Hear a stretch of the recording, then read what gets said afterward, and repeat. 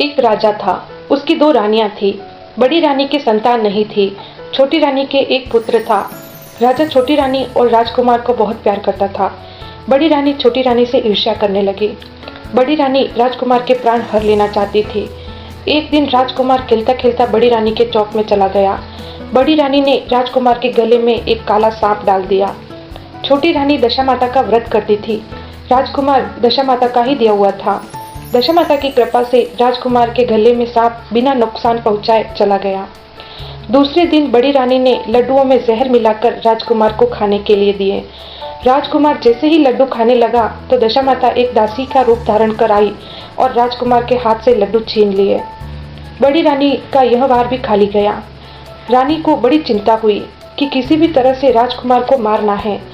तीसरे दिन जब राजकुमार फिर बड़ी रानी के आंगन में खेलने गया तो रानी ने उसे पकड़कर गहरे कुएं में धकेल दिया। चूंकि कुआं बड़ी रानी के आंगन में बना था, इसीलिए किसी को भी पता नहीं चला कि राजकुमार कहाँ गया। लेकिन जैसे ही बड़ी रानी ने राजकुमार को कुएं में धकेला तो दशा माता ने उसे बीच में ही रोक लिया। इधर दोपहर हो जाने पर राजकुमार के न लौटने पर राजा व छोटी रानी को चिंता सताने लगी। दशा माता को भी इस बात की चिंता हुई कि राजकुमार को उसके माता पिता के पास किस प्रकार पहुंचाया जाए। राजकुमार को तलाश करने वाले कर्मचारी निराश होकर बैठ गए। राजा व छोटी रानी पुत्र शोक में रोने लगे। तब दशा माता ने भिखारी का रूप धारण किया और राजकुमार को गले से लगाए राजद्वार पहुंच गई। वह राजकुमार को एक वस्त्र में छिपाए हुए भिक्षा मांगने लगी। सिपाहियों ने उसे धुतकार कर कहा कि तुझे भिक्षा की पड़ी है और यहाँ राजकुमार खो गया है। सारे लोग दुख और चिंता से व्याकुल हो रहे हैं। इस पर दशा माता बोली, भाइयों, पुण्य का प्रभाव बड़ा ही विचित्र होता है। यदि मुझे भिक्षा मिल जाए तो संभव है कि खोया हुआ राजकुमार तुम लोगों को मिल जाए। यह कहकर वह देहरी पर पैर रखने लगी। सिपाहियों ने उन्हें आगे बढ़ने से रोका। उसी समय दशा माता ने बालक का पैर वस्त्र में से बाहर कर दिया।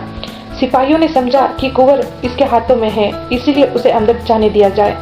दशा माता कुंवर को लिए हुए भीतर चली गई। उसने राजकुमार को चौक में ही छोड़ दिया और वापस चली गई। परंतु रानी ने दशा माता रूपी भिखारिन को देख लिया था। उसने कहा कि खड़ी रहो, और कौन हो तुम? तुमने 3 दिन मेरे बेटे को छिपा कर रखा था, तुमने ऐसा क्यों किया? तुम्हें मेरे इस प्रश्न का उत्तर देना होगा। दशा माता उसी समय ठहर गई। उन्होंने बताया कि मैं तुम्हारे पुत्र की चोरी करने वाली नहीं हूँ। मैं तो तुम्हारी आराध्य देवी दशा माता हूँ। मैं तुम्हें सचेत करने आई हूँ कि बड़ी रानी तुमसे ईर्ष्या रखती है। वह तुम्हारे पुत्र के प्राण हर लेना चाहती हैं। एक बार उसने तुम्हारे पुत्र के गले में काला सांप डाल दिया था, जिसे मैंने ही भगाया। दूसरी बार उसने विष के लड्डू खाने को दिए थे, जिन्हें मैंने उसके हाथों से छीन लिए थे। इस बार उसने तुम्हारे राजकुमार को अपने आंगन के कुएं में धकेल दिया था और मैंने इसे बीच में ही रोककर इसकी रक्षा की। इस समय मैं भिखारिन के रूप में तुम्हें सचेत करने आई हूँ। यह सुनकर छोटी रानी दशा माता के पैरों में गिरकर क्षमा मांगने लगी। छोटी रानी विनती भाव से बोली, जैसी कृपा आपने मुझ पर दर्शन देकर की है, मैं चाहती हूँ कि आप सदैव इस महल में निवास करें। मुझसे जो सेवा पूजा होगी मैं करूँगी। इस पर दशा माता बोली कि मैं किसी के घर में नहीं रहती। जो श्रद्धा पूर्वक मेरा ध्यान स्मरण करता है, मैं उसी के हृदय में निवास करती हूँ।